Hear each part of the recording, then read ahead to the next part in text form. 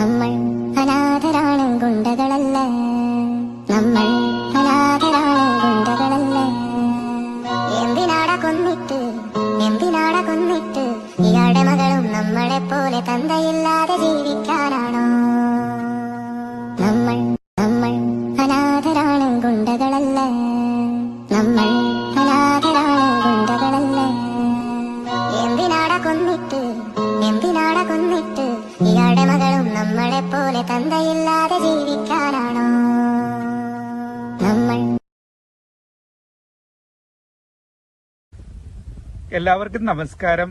ഞാൻ നിങ്ങളുടെ സ്വന്തം സോണിച്ചൻ 40 ഇന്ന് ഞാൻ ഒരു പ്രധാനപ്പെട്ട നമ്മുടെ നാട്ടിൽ നടന്ന ഒരു സംഭവം പറയാനായിട്ടാണ് ഈ വീഡിയോ ചെയ്യുന്നത്. നമുക്കറിയാം 2023 2 വർഷം മുമ്പ് ഏപ്രിൽ 5 നടന്ന പോലീസ് സ്റ്റേഷനിൽ നടന്ന, അതായത് കുന്നംകുളം പോലീസ് സ്റ്റേഷനിൽ നടന്ന ഒരു ഭീകരമായിട്ടുള്ള ഒരു മർദ്ദനം, അതിനെപ്പറ്റിയാണ് ഇന്ന് പറയാനായിട്ട് ഞാൻ ഉദ്ദേശിക്കുന്നത്. പോലീസുകാരൊക്കെ ഇത്രയും ക്രൂരമായിട്ട് മർദ്ദിക്കുന്ന ആ ഒരു വീഡിയോസ് നമ്മൾ കണ്ടു അല്ലേ? കേരള ജനത ഒന്നാകെ അത് കണ്ടിട്ട് ആകെ മൂക്കത്ത് വിരൽ വെക്കുന്ന ഒരു ഇത്. നമ്മുടെ പോലീസ് സ്റ്റേഷനിലാണ് ഇത് നടക്കുന്നെന്ന് ഓർക്കണം. ഇത് കേരളമാണ്. നമ്മളൊക്കെ സാറിന് കണ്ടിരിക്കുന്നത് വടക്കേ ഇന്ത്യയിലൊക്കെ ഇതുപോലൊക്കെ ചില പോലീസുകാരൊക്കെ കാണിക്കുന്നത് കണ്ടിട്ടുണ്ട്. പക്ഷെ കേരളത്തിൽ ഇത്രയും നമ്മുടെ സമ്പന്നമായ, അതായത് സാംസ്കാരിക സമ്പന്നമായ ഈ കേരളത്തില് വിദ്യാസമ്പന്നരായ ഇത്രയും ജനങ്ങളുള്ള ഈ നാട്ടില് ഇങ്ങനെ ഒരു സംഭവം നടക്കുമ്പോൾ നമുക്ക് തന്നെ ലജ്ജ തോന്നുകയാണ്. ഇതുപോലെയൊക്കെയുള്ള ക്രൂരമായ കൃത്യങ്ങൾ ചെയ്യുന്ന പോലീസ് ഉദ്യോഗസ്ഥരെ സർവീസിൽ നിന്ന് തന്നെ പിരിച്ചുവിടണം. ഇവരെയൊന്നും നമ്മുടെ സർവീസിൽ ആവശ്യമില്ല. കാരണം ഇതുപോലെയുള്ള പോലീസുകാരെയൊക്കെ നമ്മുടെ സമൂഹത്തിന് ആവശ്യമില്ല. എത്രയോ നല്ല പോലീസുകാർ നമ്മുടെ ഇടയിലുണ്ട്. അതും മലപ്പുറത്തുള്ള നല്ല ചങ്കൂറ്റമുള്ള, നല്ല സ്നേഹമുള്ള ആളുകളോടൊക്കെ നല്ല സൗമ്യമായി പെരുമാറുന്ന എത്രയോ നല്ല പോലീസുകാരുണ്ട്. എനിക്ക് ഫിലിപ്പ് മമ്പാടൻ എന്ന് പറഞ്ഞ നമ്മുടെ ഒരു ഇഷ്ടമുള്ള ഒരു പോലീസ് ഉദ്യോഗസ്ഥനുണ്ട്. അദ്ദേഹമൊക്കെ ഈ പറയുന്ന സാധാരണ ആളുകളോടൊക്കെ എത്ര ബഹുമാനത്തോടെ, എത്ര സ്നേഹത്തോടെ ഒക്കെയാണ് സംസാരിക്കുന്നത്. കണ്ടു പഠിക്കേണ്ട ഒരു കാര്യമാണ്. ഇങ്ങനെയൊക്കെയാണ് പോലീസുകാർ വേണ്ടത്. എനിക്കറിയാവുന്ന SP ഓഫീസിലെ ഓഫീസർമാരൊക്കെ, പോലീസുകാരൊക്കെ ഉണ്ട്. മലപ്പുറം SP ഓഫീസിലൊക്കെ ഞാൻ ചെന്നപ്പോൾ എന്നോട് എത്ര നന്നായിട്ട് പെരുമാറിയിട്ടുണ്ട്.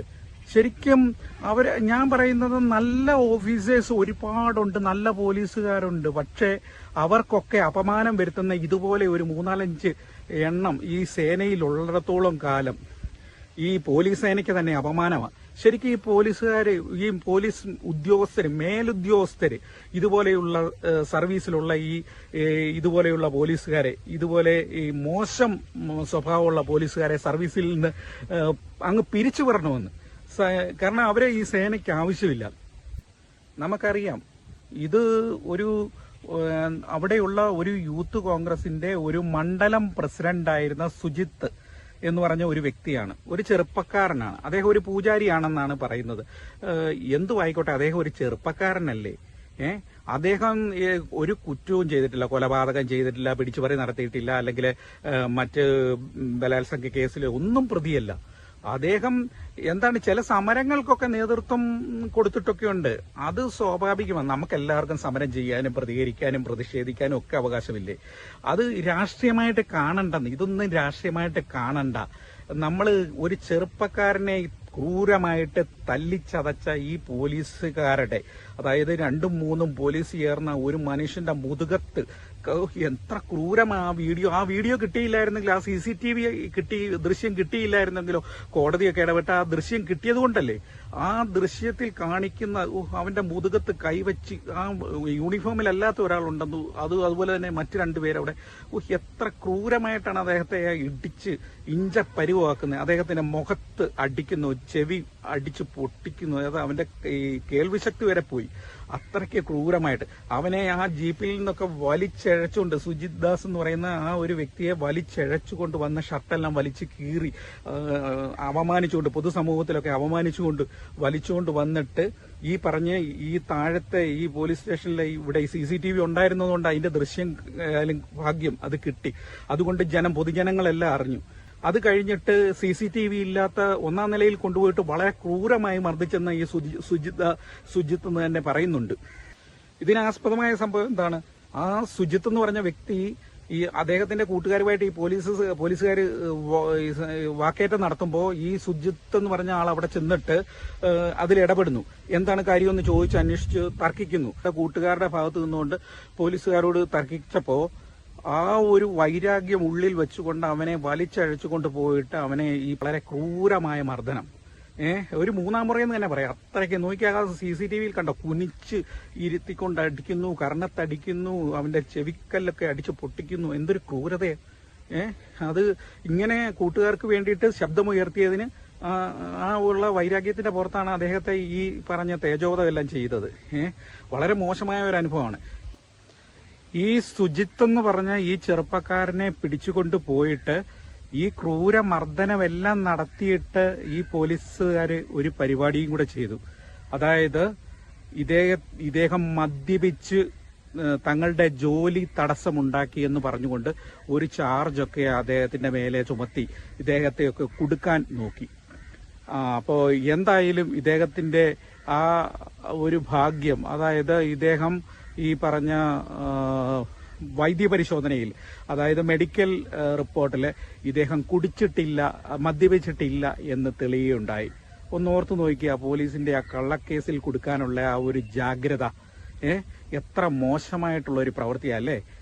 നീതിക്ക് വേണ്ടിയിട്ട് സമരം നടത്തുന്ന ആൾക്കാരെ ഇല്ലായ്മ ചെയ്യുന്ന ഈ രീതിയൊക്കെ ഒന്ന് അവസാനിപ്പിക്കണം. ഇത് പോലീസിലുള്ള ഒരു വിശ്വാസമാണ്, ജനങ്ങളുടെയൊക്കെ വിശ്വാസത്തിന്റെ ആ ഒരു ഇത് നശിപ്പിച്ച് കളയും. അതുകൊണ്ടാണ് സാധാരണ ജനങ്ങളൊക്കെ ആശ്രയിക്കേണ്ട ഒരു നീതിപീഠം എന്ന് പറയുന്നത് നമ്മുടെ പോലീസ് സ്റ്റേഷനാണ്. അവിടെ നമുക്ക് നീതി കിട്ടിയില്ലേ പിന്നെ എന്താണ്? അതുകൊണ്ട് നമ്മുടെ പോലീസ് സ്റ്റേഷൻ അടിമുടി മാറേണ്ട ഒരു അവസ്ഥയുണ്ട്. അപ്പോൾ നല്ല പോലീസുകാരെ സ്റ്റേഷനിലൊക്കെ ഇരുത്തി മാതൃകാപരമായിട്ടുള്ള ആൾക്കാരെയൊക്കെ സ്റ്റേഷന്റെ SI സ്ഥാനത്തും അതുപോലെയുള്ള പ്രധാന ചുമതലയൊക്കെ വഹിച്ചുകൊണ്ട് മുന്നോട്ട് കൊണ്ടുപോകാനായിട്ടൊക്കെ ഈ പറഞ്ഞ പോലീസ് സേനയിലെ ഉയർന്ന ഉദ്യോഗസ്ഥരും അതുപോലെ ബഹുമാനപ്പെട്ട ഭരണാധികാരികളൊക്കെ ഒന്ന് ശ്രദ്ധിക്കണമെന്നുള്ള ഒരു എളിയ അപേക്ഷ മാത്രമേ എനിക്കുള്ളൂ. ഈ ക്രൂരകൃത്യം നടത്തിയ ഈ പോലീസുകാർക്കെതിരെ ശക്തമായ നടപടി എന്ന് പറഞ്ഞാൽ സസ്പെൻഷനോ അങ്ങനെയൊന്നും അല്ല, അല്ലെങ്കിൽ ശമ്പളം കട്ടിയോ അതൊന്നും അല്ല. അവരെ സർവീസിൽ നിന്ന്, ഈ പോലീസ് സേനയിൽ നിന്ന് അങ്ങ് ഒഴിവാക്കണം, അങ്ങ് എടുത്ത് കളയണം.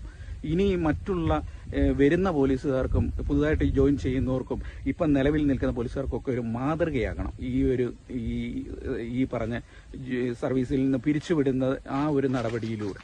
അപ്പോൾ അതാണ് എനിക്ക് പറയാനുള്ളത്. നന്ദി, നമസ്കാരം, താങ്ക് യു.